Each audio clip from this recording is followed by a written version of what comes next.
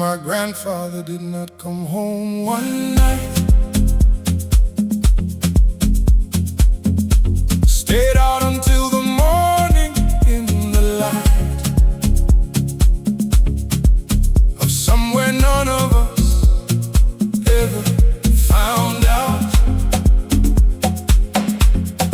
My grandmother sat through it without a single word of accusation when he came through the door at 7 and then keep returning. Some absences make the presence more visible. She had the tea already made the way. She always did as if the ordinary day had simply started at its usual time, as if the night had not become a crime scene of unanswered questions. She just poured and set the cup before him and ignored the whole of it, or seemed to either way. She gave him back his ordinary day without the price of explanation. The morning is pulling me under. I can hear the 7 o'clock thunder. She poured the tea and did not ask a thing, giving him the ordinary morning poured for me without the asking. Night out, out, morning pour. Night out, out, morning pour. Night, night, night out, morning pour. Out, morning, morning pour, pour. Morning pour. Night, night, night out, morning pour, pour, pour, pour.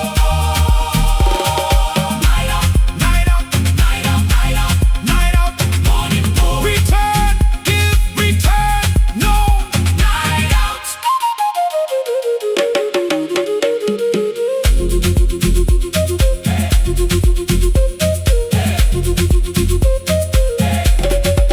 He never told her and she never asked. For 60 years the question stayed unmasked.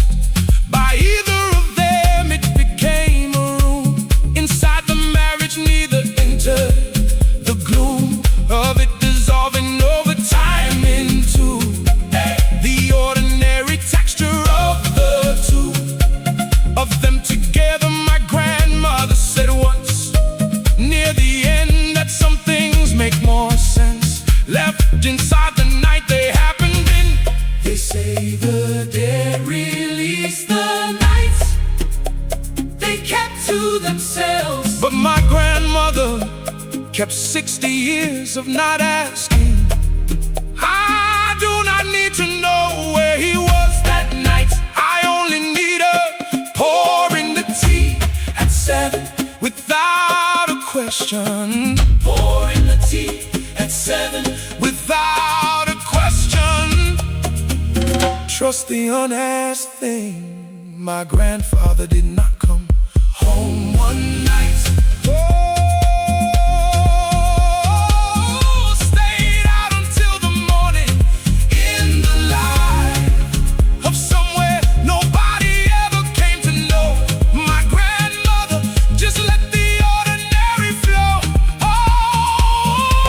She poured his tea at 7, set it down.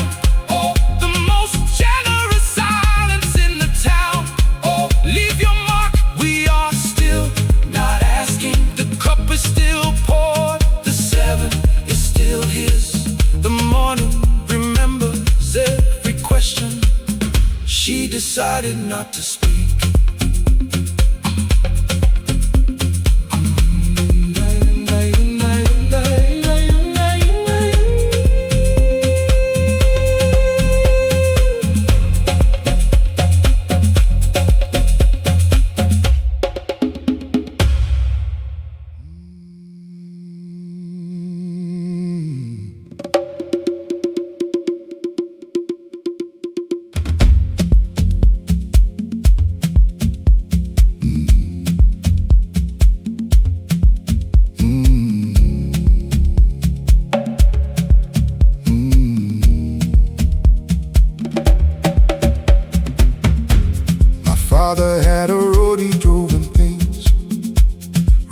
required more thinking than the house brings.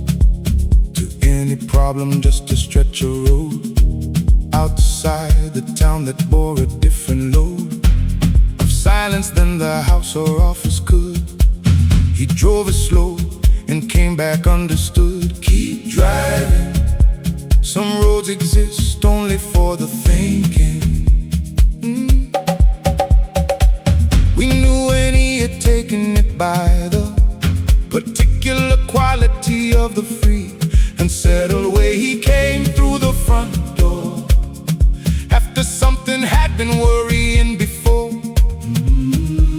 He left without announcement, just the car gone from the drive, and then an hour and far away. The decision made or shelved or simply moved from where it sat to somewhere dimly more manageable inside his mind. The road is pulling me under. I can hear the thinking thunder. Every problem that required the drive came back more human, more alive. Drive for me until the thinking clears. Road drive, thinking clear. Road drive, thinking clear. Road drive, think clear, clear. Road drive, think clear, clear.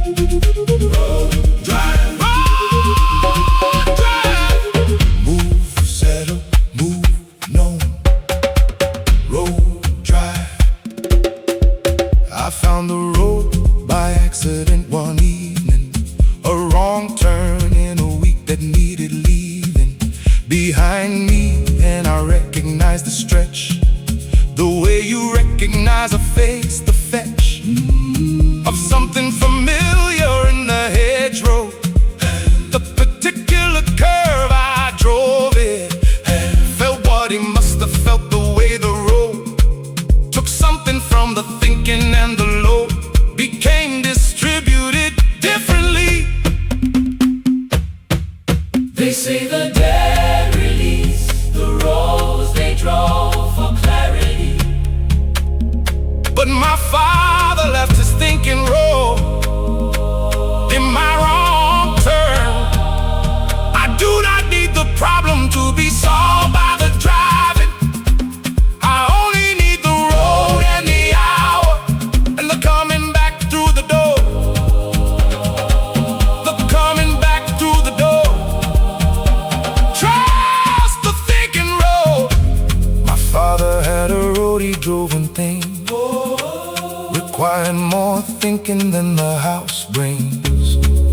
To any problem that had grown too large, for rooms he took the car and took charge. I found it on a wrong turn, felt him there in the hedgerow, and the particular air leave your mark. we are still driving it. The road is still outside the town. The curve is still his. The road remembers every problem that was driven into clarity.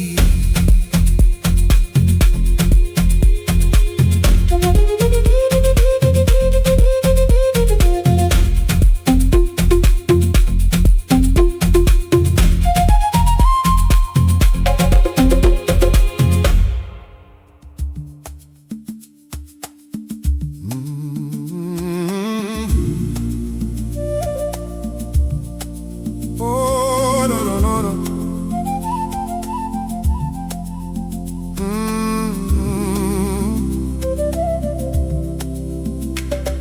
My grandfather had a sorrow behind his eyes that nobody ever named a particular guise. There was not unhappiness, not quite, more like a knowledge carried in the light of every ordinary moment. He present and also somewhere else. The key, keep carrying. Some sorrows are too old to have a story.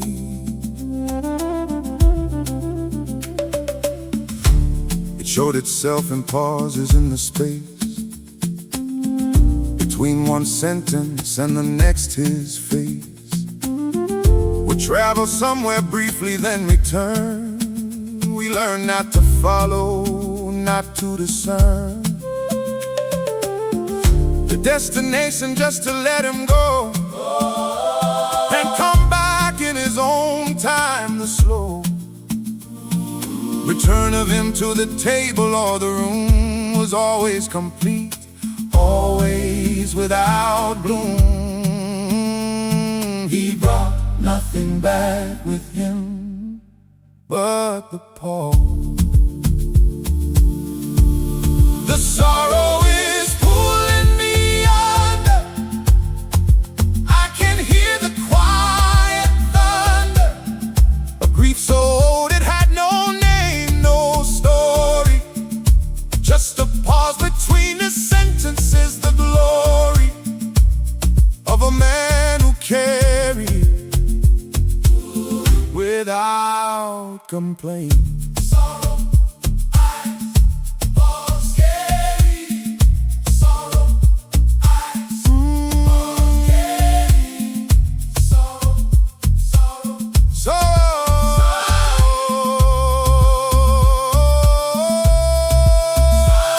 My father has the same pause I have noticed.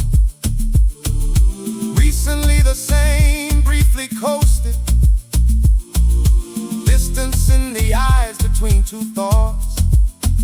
The same return, the same complete reports of presence after absence. I asked him once. He said some things come down through the months and years without a name. He said you carry what was carried before you, the necessary weight of those who had no one to give it to. They say the dead release the sorrows that they have, but my grandfather passed his paws down through the bloodline. I do not need to know what the sorrow's for. I only need to recognize it in my father's eyes and let him return. Let him return. Trust the unnamed pause. My grandfather had a sorrow behind his eyes, and nobody ever named a particular guy.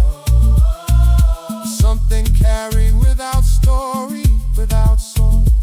Just a pause between the sentences, of course. My father has it now, and so do I. The same brief distance in the same shaped eye. Leave your mark. The eye still pausing. The eyes are still here. The return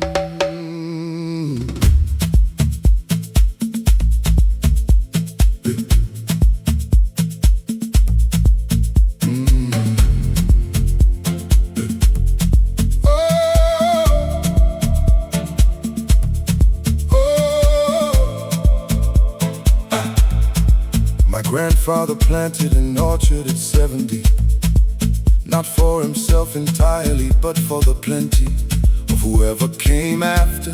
He chose the trees by what they would become, not what the ease of the planting cost him.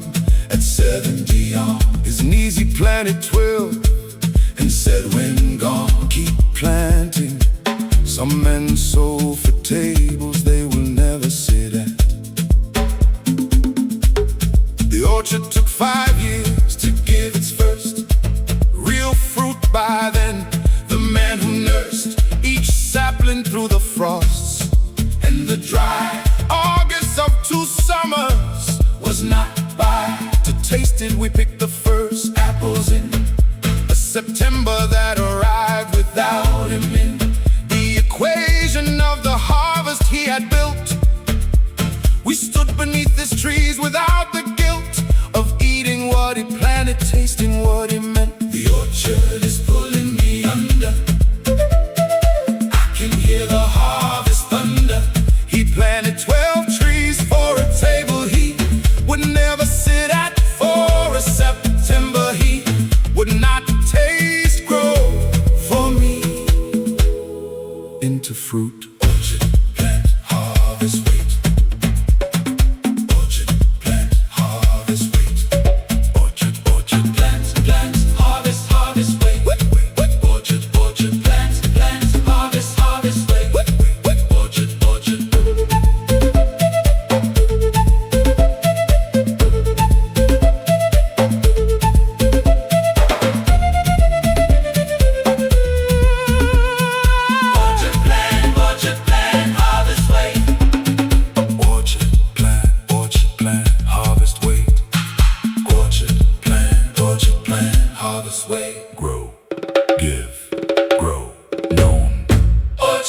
We harvested each September, now the 12 trees older. Every year we delve into the particular variety he chose for each of us, with a propriety of knowledge about what each grandchild needed from a tree. He said, this one he seeded for your patience, this one for your hunger, this one for the one among the younger ones who would need sweetness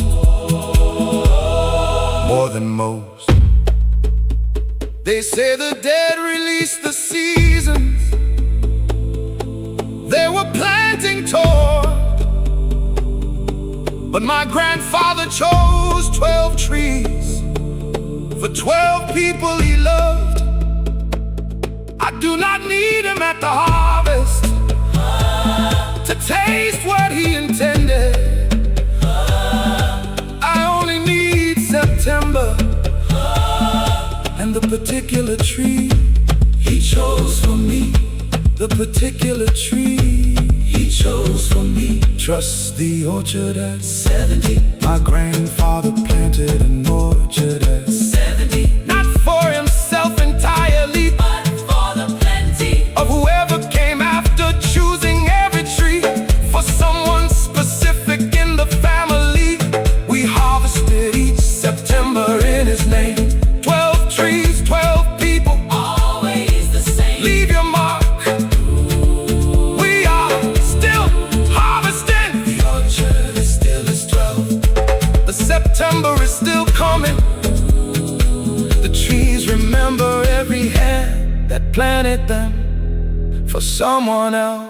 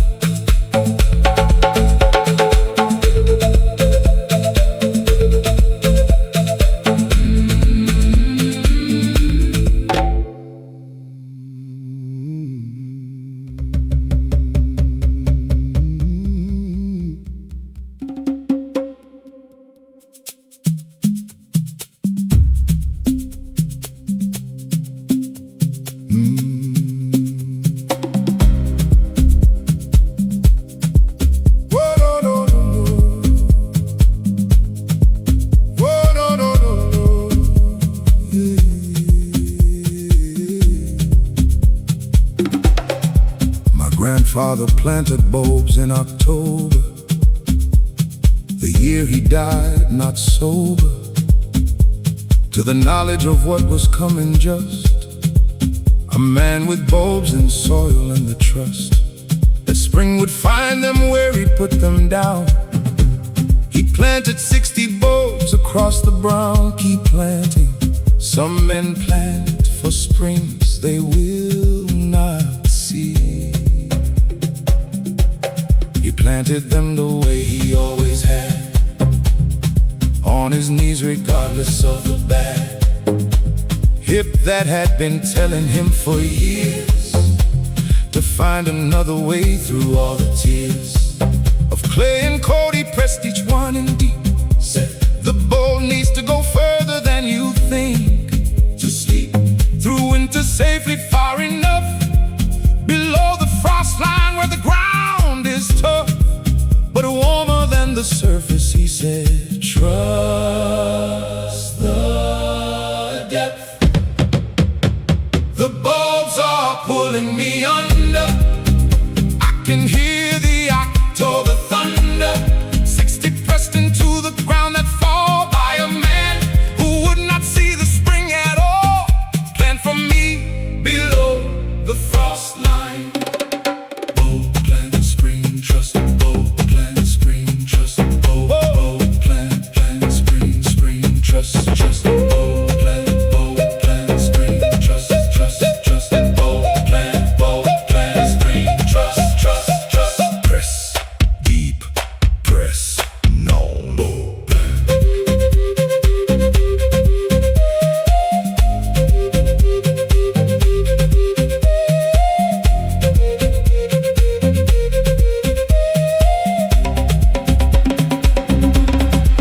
The spring came and they all came up every one of the 60 in the February light of a garden he had left behind. We stood there counting them, my mother blind, with something between grief and gratitude that he had knelt in October in the rude cold of that particular autumn, knowing or not knowing that the spring and growing would arrive without him into color.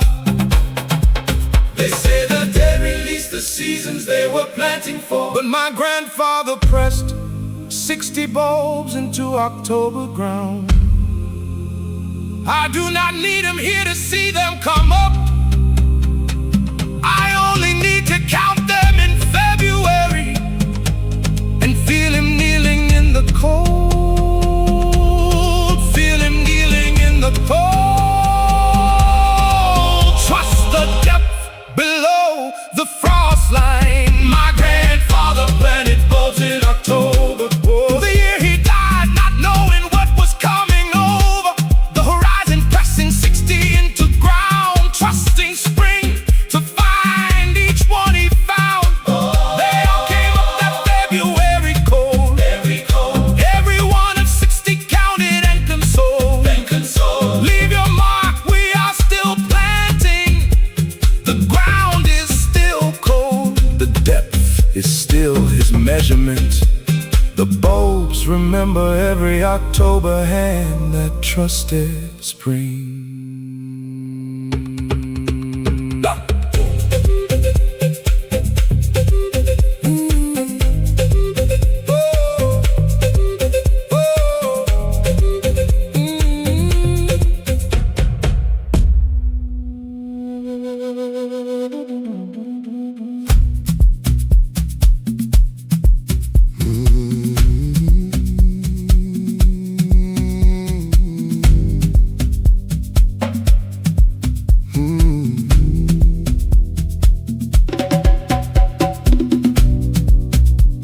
My father had a way of placing his hand upon my shoulder that I understand.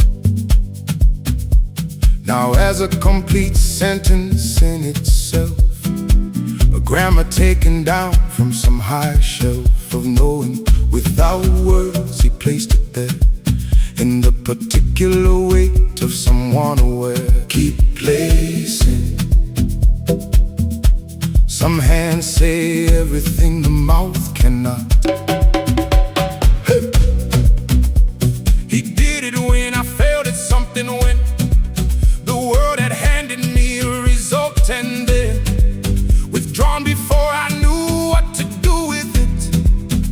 placed his hand and let the weight of it do what language in his mouth could not.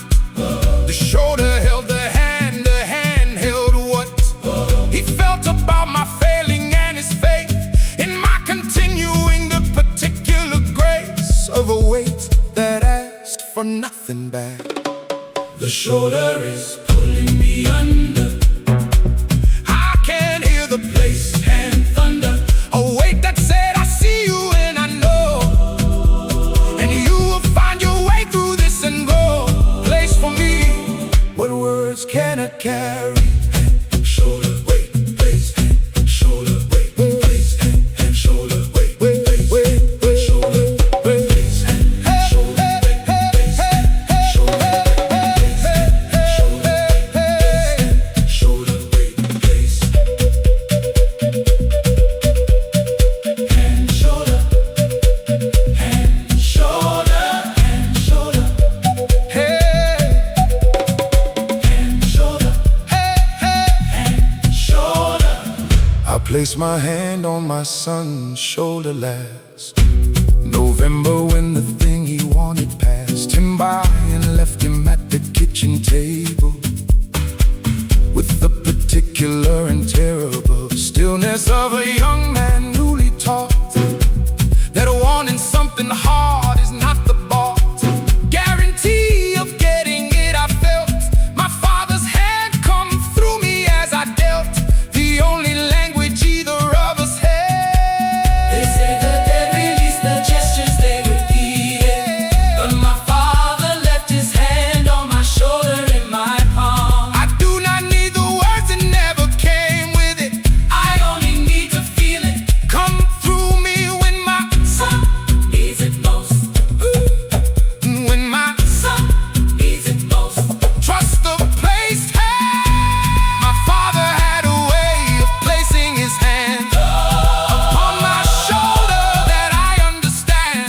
Now as everything he could not say out loud, the weight that made the failing less of a shroud. I placed my hand on my son in November cold, feeling my father's hand come through the fold. Leave your mark. We are still placing hands. The shoulder is still his. The weight is still right. The hand remembers every silence it was placed into.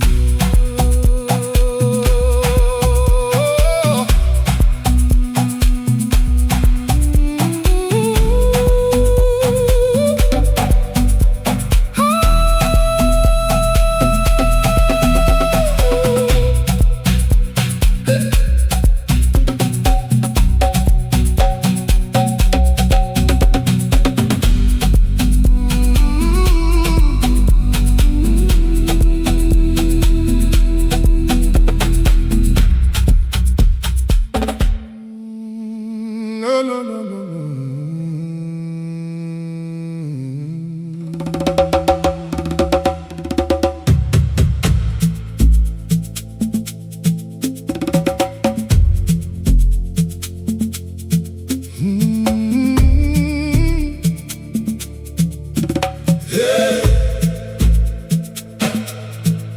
My father sat on the floor to teach me, not in a chair, not kneeling just to reach me.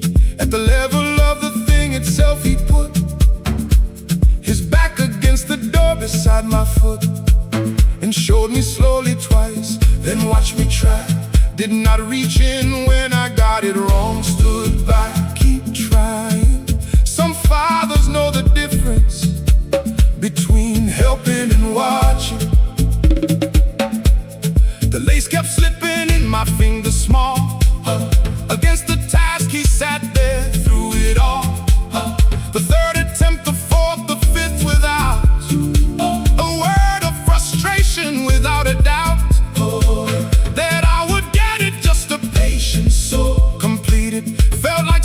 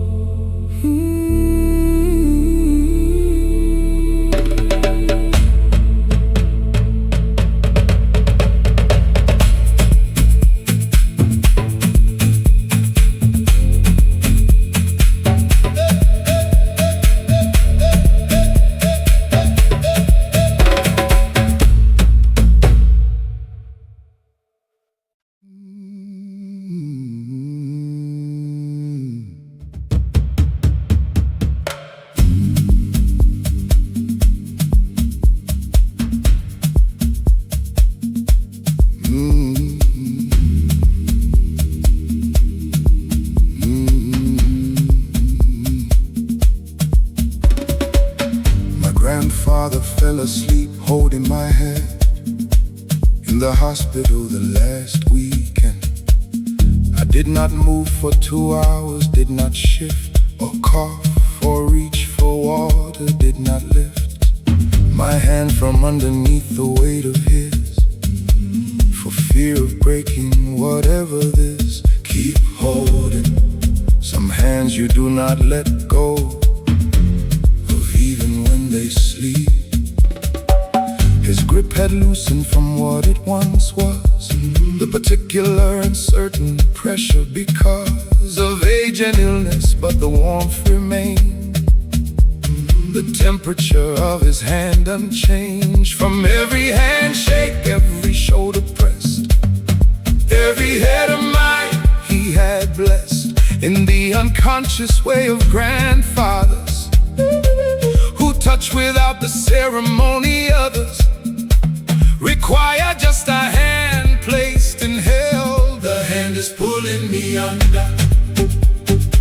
I can hear the sleeping thunder. 2 hours without moving in the chair, afraid to break whatever was still there.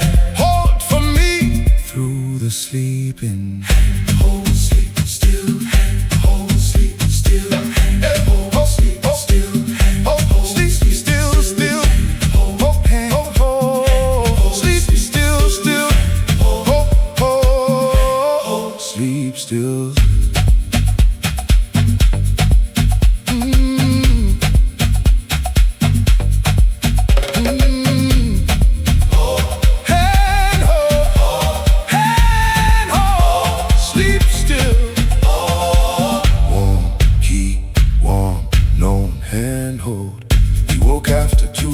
Looked at our hands, still joined, and said nothing understands the time the way the body does, he said. Some things you hold because the thread between the holding and the letting go is thinner than you think, he said. You know, when not to move, I sat there in the chair with pins and needles in my arm, aware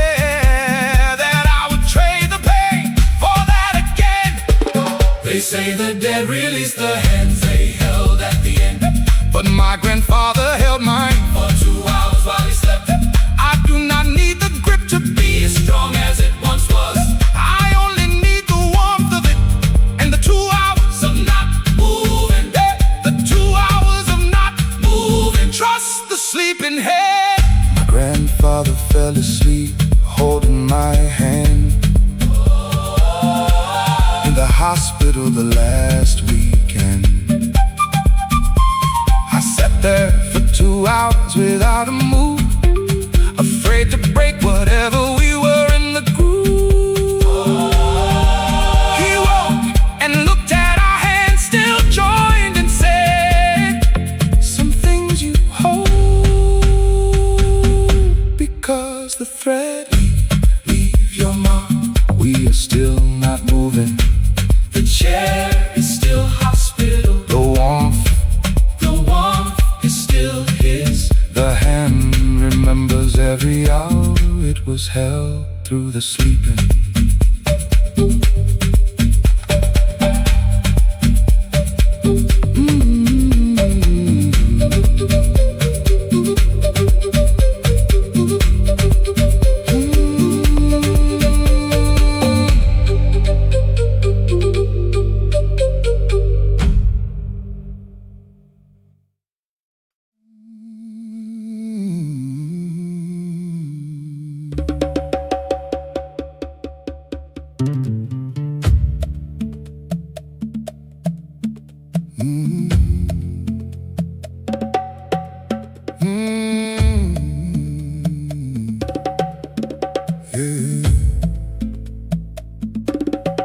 My grandfather wrote a list and left it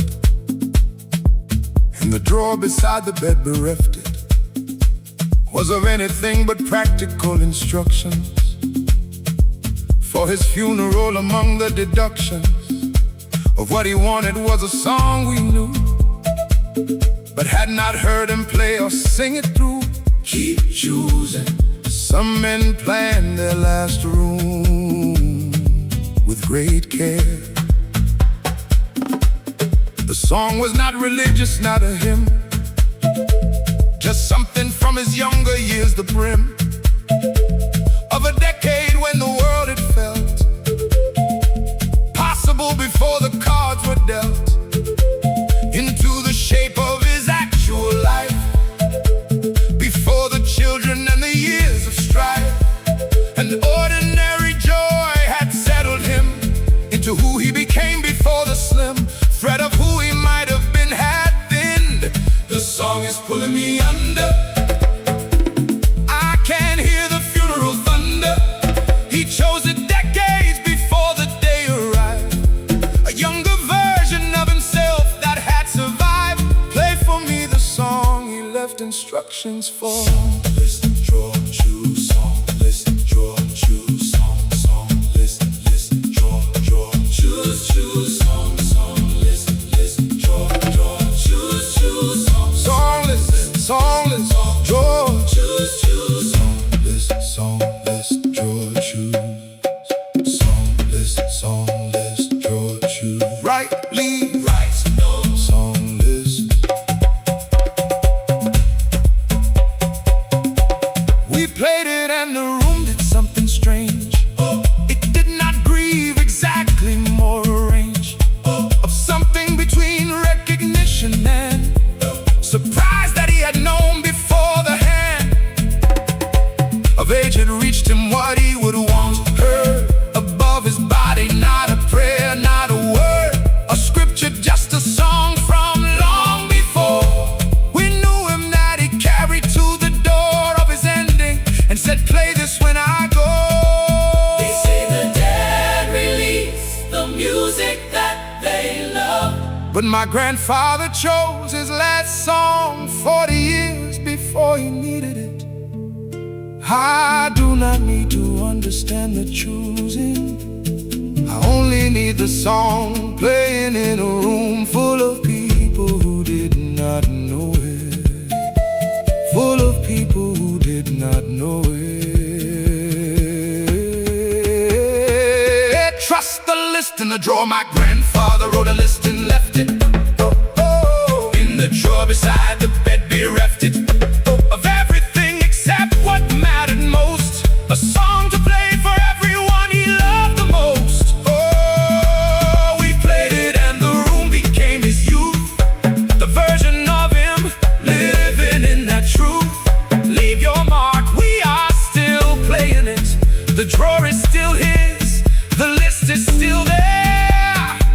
The song remembers the young man who chose it for his ending. Song list, draw, choose.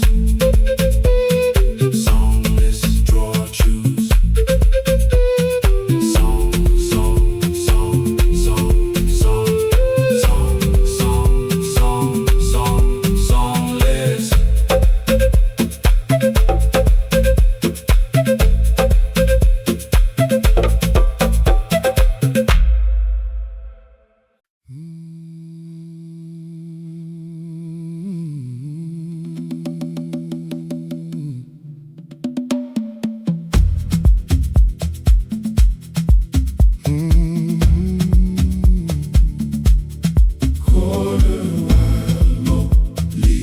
Corner while Molly.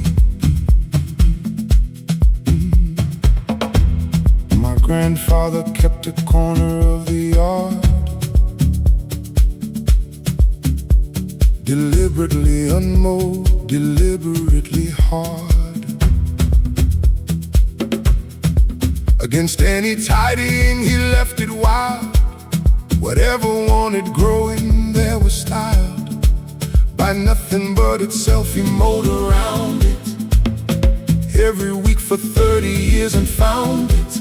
Keep leaving, some corners are reserved for what arrives on its own. We asked him once what the corner was for. He said nothing, just looked at it before. Returning to the mowing and the shape, he cut around it every week, the drape, whatever that change with every season. Nettles in the spring without a reason, giving way to something else in summer. Then the autumn and the quiet number of whatever seeds that found their way inside. The corner is pulling me under. I can hear the unmowed thunder. 30 years of leaving something wild within the tidiness he reconciled. Grow for me in the corner of the yard.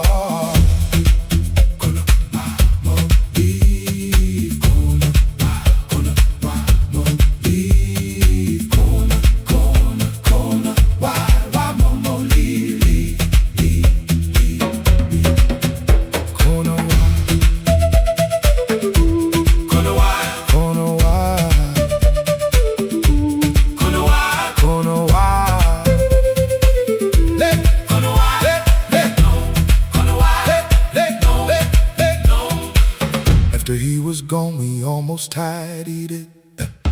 The first spring of the after almost fitted it into the mowing pattern, almost closed.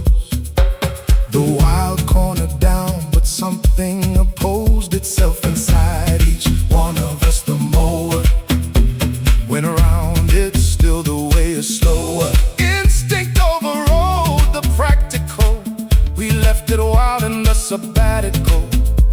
Corner kept on growing into itself. They say the dead release the choices that they made without explaining. But that corner kept its wildness through our first spring without him. I do not need to know what he was leaving it for. I only need to mow around it the way he always did. The way he always did. Trust the unmowed corner. My grandfather kept the corner of the yard. Deliberately unmowed, deliberately hard against the tidying, leaving something space to be entirely itself in its own place. We almost mowed it that first spring and stopped the mower going round it like he dropped. Leave your mark. We are still going around it. The corner is still wild. The nettles are still his. The yard remembers every week he chose to leave it.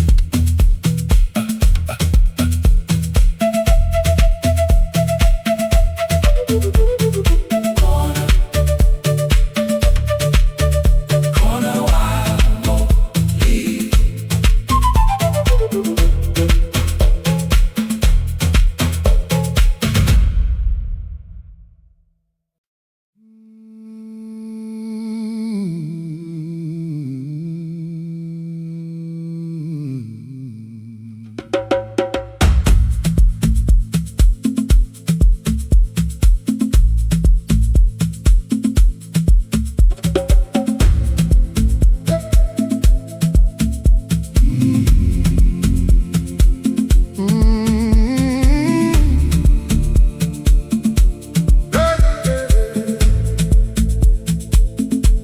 My father never said I love you once.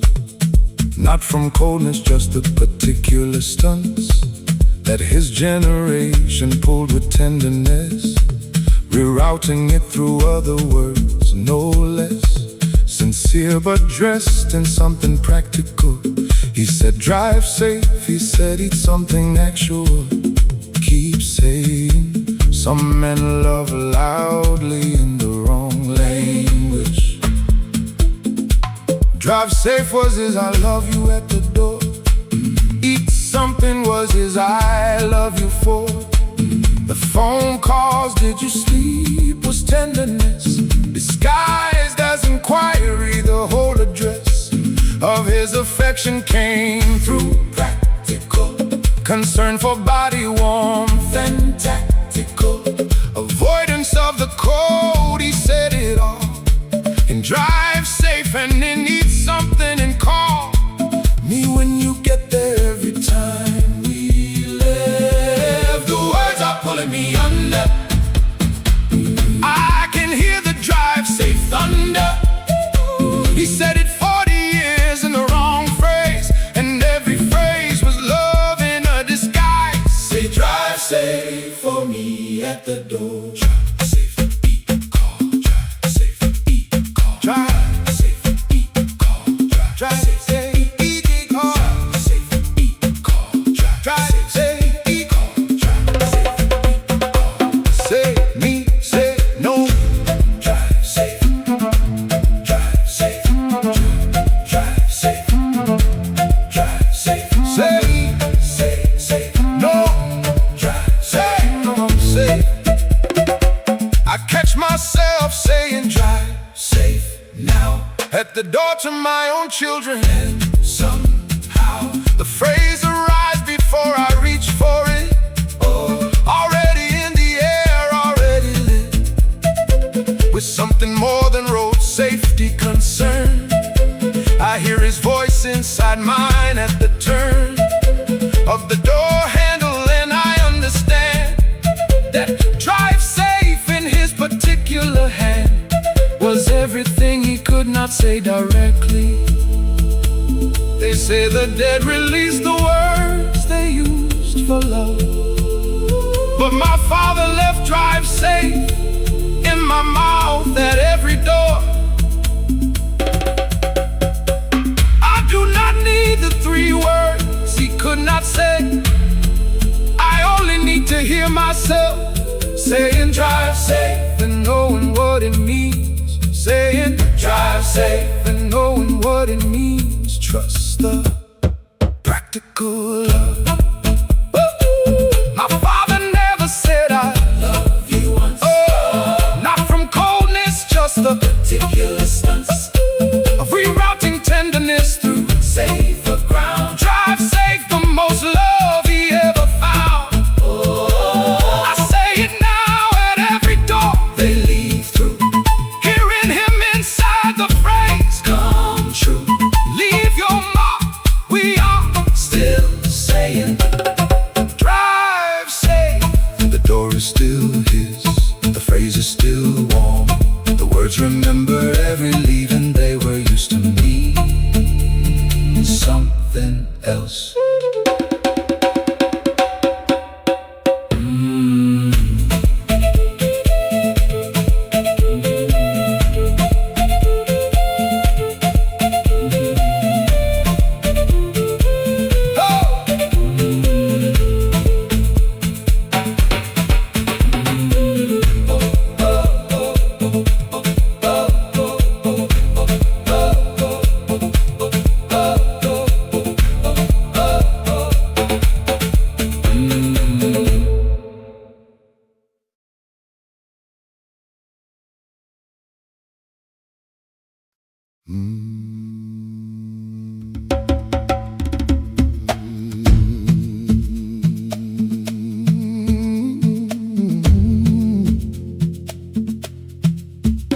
Oh yeah,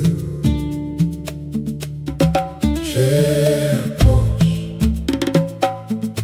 My great uncle built a chair for the porch of a house he was still building by the torch of his retirement dream, a house that took 11 years to finish every look of it, deliberate every board. He cut himself, the chair came before the floor. Keep building, some men build the sitting before the house is ready. The chair sat in the workshop all those years, waiting for the porch through all the fears of budgets and of permits and the slow accumulation of the years, the glow of it in the workshop corner every morning. When he entered was the very promise of the sitting he was working toward. He touched it passing sometimes like a word of encouragement to himself about the house. The chair is pulling me under. I can hear the workshop thunder. 11 years it waited in the corner for a porch that kept arriving a little further. Sit for me when the porch is finally done. Chair, porch, wait, build, chair, porch, wait, build, chair, chair, porch, porch, wait, wait, wait, build, chair, chair, chair, chair, porch, porch, wait, wait, build, build, chair, chair, chair, porch, porch, wait, wait, build, build. Finish, sit, finish, no. Chair, porch, chair, porch, porch, wait, build. Shut up, finish, sit, finish, no. chair, porch. Chair, porch. The porch was finished on a Friday autumn. He carried the chair out and the bottom of it touched the boards for the first time. 11 years of workshop in the rhyme of wood on wood. He sat in it that evening. Watched the light go down, the trees receiving the last of it, and said nothing to anyone. Just sat until the dark had fully come, and then went in and left the chair outside. They say the dead release the dreams they finally lived, but my great uncle sat in that chair one Friday evening after 11 years. I do not need the house to have been finished sooner. I only need to know he sat in it before the dark came, and it was enough. Before the dark came, and it was enough. Trust the chair that waited 11 years. My great uncle built a chair for the porch. Oh, of a house he was still building by the torch of retirement, keeping it in the workshop corner, getting closer every year to the morning. Oh, he carried it out on a Friday and sat the light going down, and that was that. Leave your mark. We are still building toward the city. The porch is finally done. The chair is finally outside. The evening remembers the one time he sat and what he made.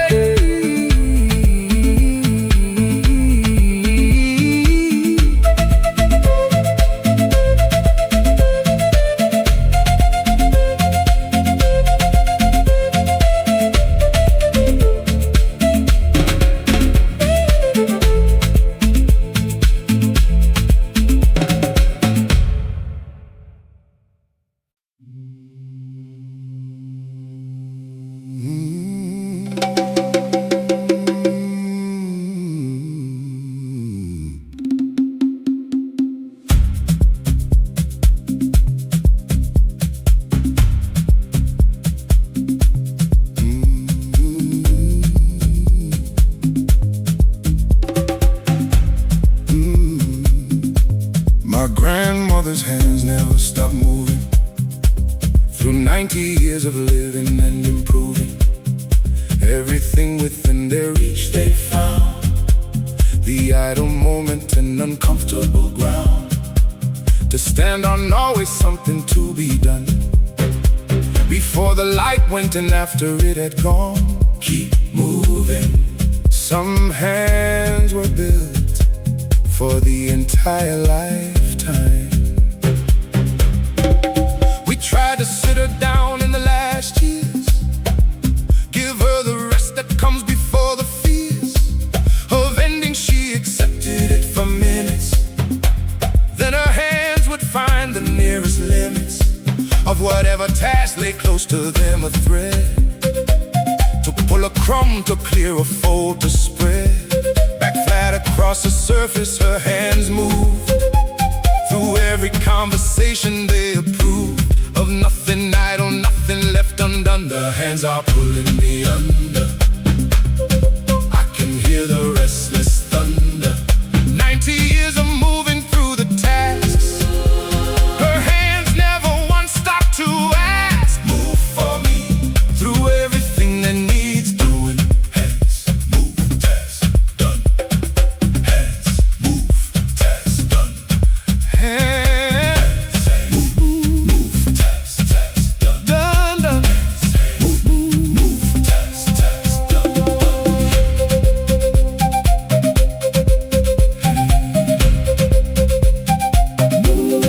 task, done. Hands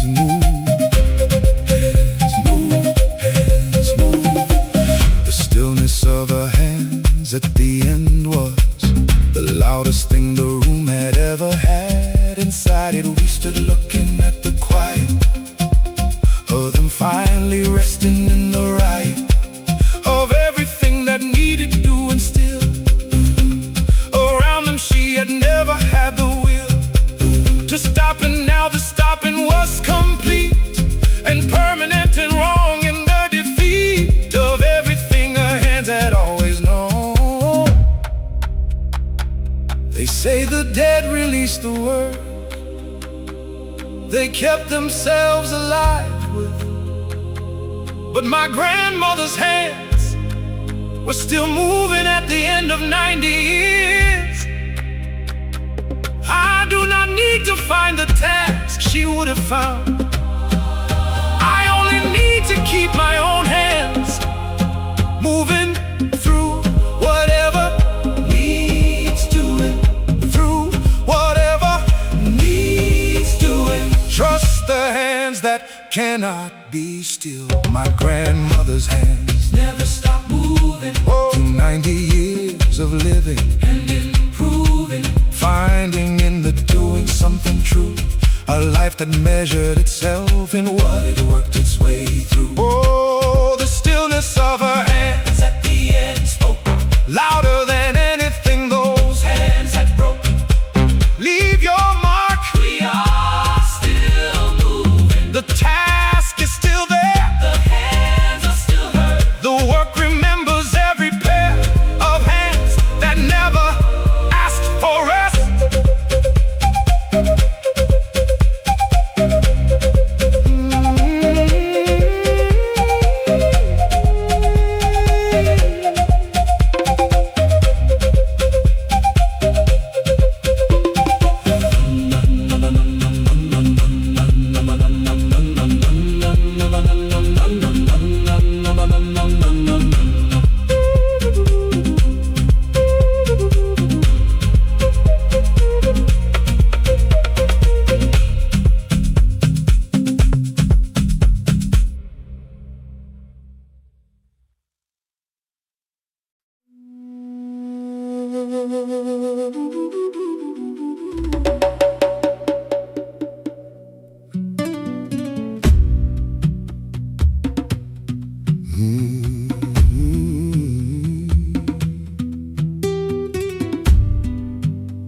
For the wall faced her.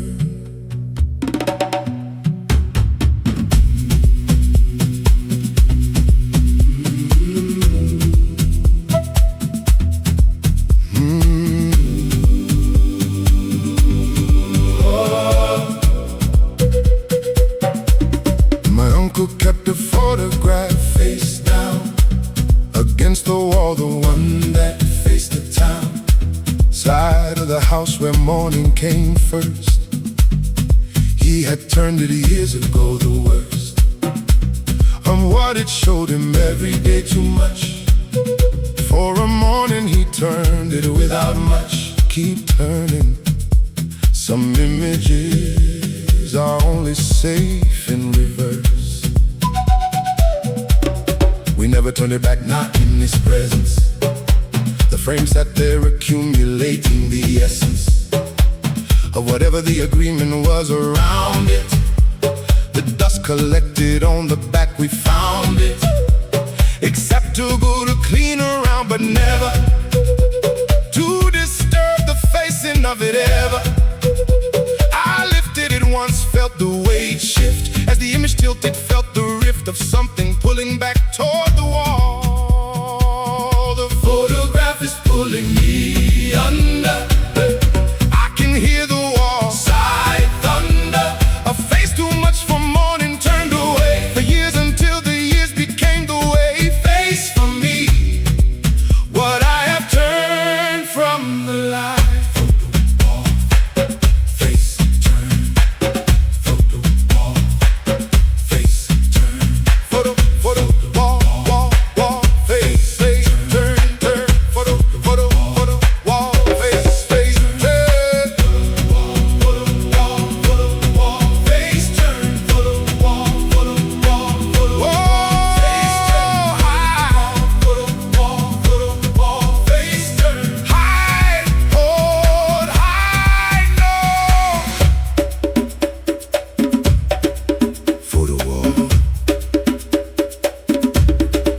After he died, my cousin turned it over.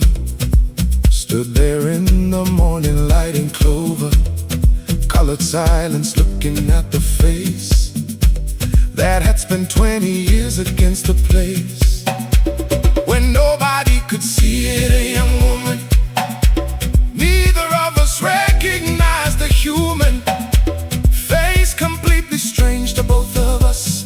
We stood there in the morning without fuss, holding a stranger he had turned from life. They say the dead release the things they could not face. But my uncle kept the stranger turned against his wall for 20 years. I do not need to know who she was. I only need to know he turned her face down on a morning and never turned her back. Never turned her back. Trust the face against the wall.